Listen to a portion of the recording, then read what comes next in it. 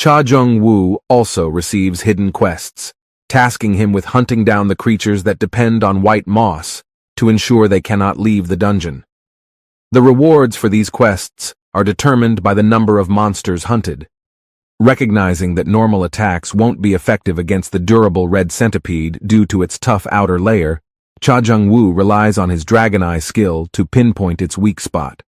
Success depends on timing, and he must stab the centipede precisely when the opportunity arises. As the red centipede strikes with its toothy attack, Cha Jung-woo deftly dodges and capitalizes on the precise moment to strike its weak point. However, the centipede doesn't relent and counters with a powerful tail strike that inflicts significant injuries. Cha Jung-woo sustains a fractured spine, 4 broken bones, and a ruptured vein in his left thigh. His cold-blooded nature helps him remain composed, having developed tolerance to shock and poison. Additionally, he acquires 2 new skills: physical resistance and the will to fight. When the centipede mounts another assault, Cha Jung-woo seizes the opportunity to strike its abdomen, ultimately eliminating the creature. He receives a message acknowledging the successful elimination of the red centipede, a feat typically deemed unachievable, leading to additional rewards. Following his victory, Cha Jung-woo consumes the white moss and then partakes in the centipede's heart. On the other side, the leader of the group Cha Jung-woo had previously defeated contemplates the identity of the individual who bested their newly scouted members. Fueled by disdain for the Orangdan clan, he seeks to uncover the truth. Some members share that the masked individual responsible is none other than the guy in the white mask. Cha Jung-woo receives a message notifying him that the heart of the red centipede and the white moss have been digested and synergized. As a result, his broken bones are not only repaired but also fortified, his damaged muscles have been mended and strengthened, and he gains a flame heart and frost crest. He checks his stats, noting that his skill levels have increased. The only aspect that requires further development is his mana power, which he plans to focus on later. With a multitude of skills, including resistance to various elements like burn, panic, hallucination, and curse, Cha Jung-woo dons his mask and resumes his hunt. The number of monsters he has successfully hunted reaches 147, and he collects sonic bat teeth, which he mixes with the blood of the red centipede, creating a highly explosive powder when exposed to fire. He amasses numerous pouches of this explosive powder. Continuing his exploration, Cha Jung-woo comes across a nest, the domain of the Blue Army ant colony. Beyond this cavern, he anticipates finding Bathory's vampiric sword, an artifact left behind by one of the ancient lords who met their demise long ago. Legend has it that Bathory was a harbinger of death and destruction, capable of draining the vitality and skills of others to empower herself. Artifacts with a lower 3-digit number, such as this one in the 300S, are highly sought after, as they are among the best. Cha Jung-woo is determined to secure it. He takes drastic action, throwing the explosive powder between the ants and igniting it with a lighter. The explosion engulfs 217 of the Blue Army ants, incinerating 89 of them while destroying their eggs. Although the worker ants remain alive, a new threat emerges as the injured ant queen arrives on the scene.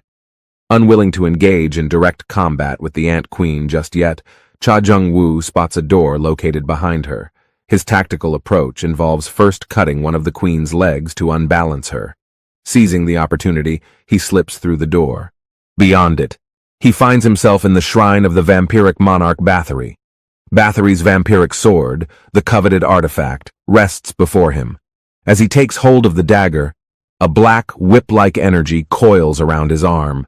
The dagger is highly selective in choosing its wielder, and if it rejects them, the person will meet their end. Cha Jung-woo recalls that his brother had already discovered a method to control it, by striking it with the other hand. The vampiric monarch, driven by greed, had been unwilling to pass on her beloved weapon even in death. She sealed the dagger's form and abilities, preserving it for the world. Now, that seal has been lifted, and Cha Jung-woo can see the dagger's true form. When it drains the target's life force, it also steals a portion of their abilities. Returning to the ant chamber, Cha Jung-woo employs his newfound power to eliminate many ants and drain the vital force of the ant queen. This act results in a significant increase in his stats and skill levels, further enhancing his capabilities. Additionally, he receives additional karma for his accomplishments. Meanwhile, the two individuals who had considered recruiting Cha Jung-woo are on their way to him. They marvel at how he suddenly gained considerable strength and express astonishment at his acquisition of an artifact capable of draining vital force. Meanwhile, Cha Jung-woo has successfully completed the requirements for the quest, which involved slaying 1,000 monsters. His reward is a new body reinforced with anatomy. This upgrade significantly boosts his resistances, skill levels, and stats, further enhancing his capabilities after acquiring Bathory's vampiric sword. With the vampiric skill in his possession, Cha Jung-woo's halted ascension process resumes, reaching 21% completion. His status shifts from having an incomplete dragon's body to that of a mature dragon's body. To further solidify his position, he declines to register his name on the rankings and currently occupies the 281st spot. To attain the coveted first position, he knows he needs to act swiftly. As Cha Jung-woo remains focused on his goals, he suddenly hears approaching footsteps. Suspecting that it might be the individuals he defeated to rescue Yule, he instinctively throws a knife at the shadowy figures. Chaos ensues, but eventually, tensions subside. The two strangers apologize for following him. One of them, the third-ranked player named Khan, extends an offer for Cha Jung-woo to become their comrade. However, Cha Jung-woo questions the benefits of such an alliance. The man asks if Cha Jung-woo recognizes him, but Cha Jung-woo denies any familiarity. The stranger reveals himself as Khan, the third-ranked player in the tutorial, and introduces his companion, Doyle, who holds the 11th position.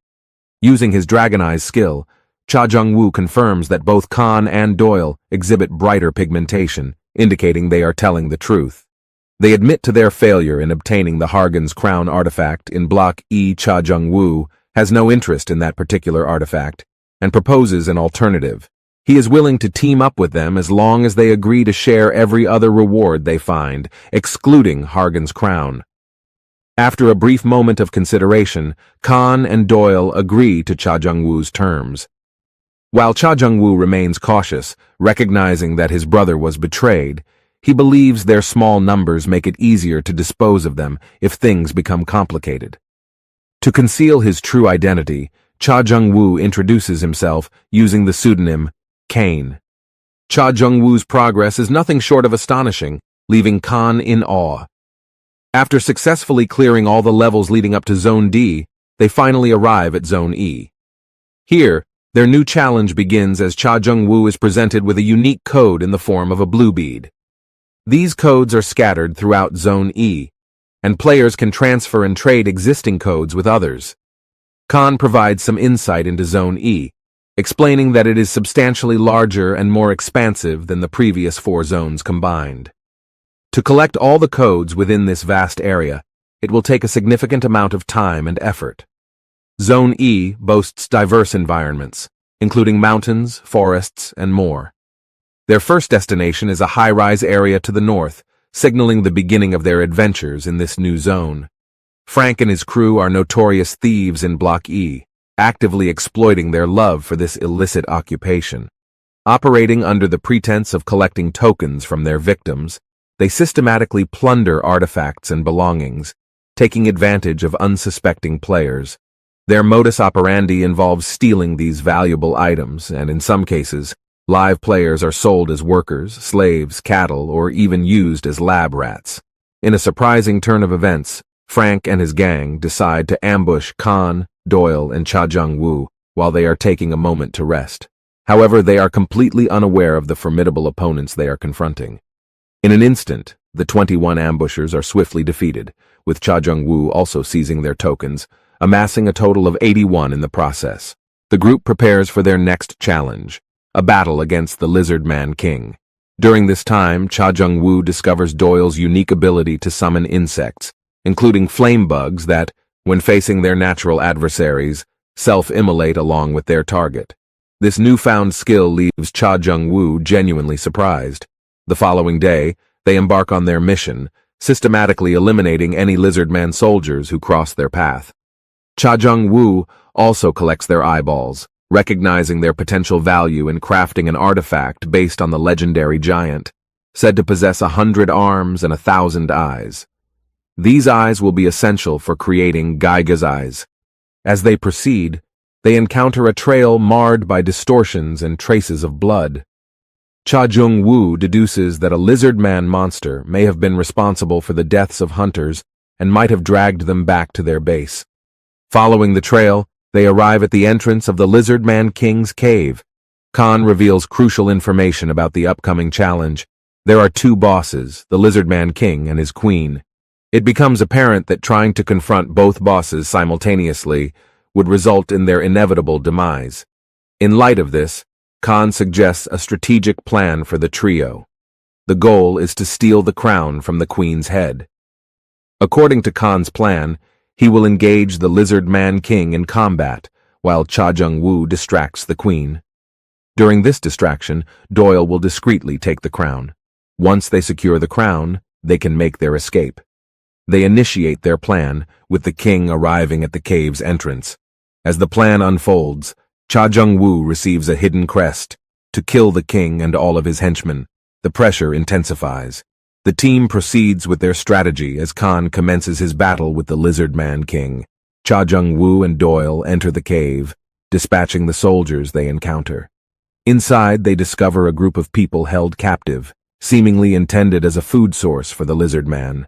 Cha Jung-woo is concerned about the potential delay in retrieving the crown, but Doyle, driven by his moral principles, finds it difficult to abandon these captives. However, Cha Jung-woo suggests an alternative plan that could save both the captives and their mission. Cha Jung-woo urges Doyle to summon the flame bugs, and if the plan succeeds, it would not only spare the captives but also ensure their safety while achieving their primary objective. Cha Jung-woo initiates his confrontation with the queen. He tosses the fire powder towards her offspring, prompting her to rush to their defense. As she contacts the bag, the powder spreads over her, and at that moment, the flame bugs are unleashed. Upon making contact, she ignites, succumbing to the flames. Cha Jung-woo proceeds to eliminate her offspring one by one, noting that it's similar to what lizard men do to humans. When the queen once again charges at him, she becomes engulfed in flames as Cha Jung-woo had scattered more powder in her path. In this fiery encounter, she meets her end. Meanwhile, Doyle retrieves the crown. Suddenly, the Lizard-Man King appears, in a state of anguish and vowing to avenge his fallen mate and children. He consumes the queen and undergoes a transformation due to his predator skill. The Lizard-Man King deploys his primary skill, Heat Wave, but Cha Jung-woo, Doyle, and Khan manage to evade it.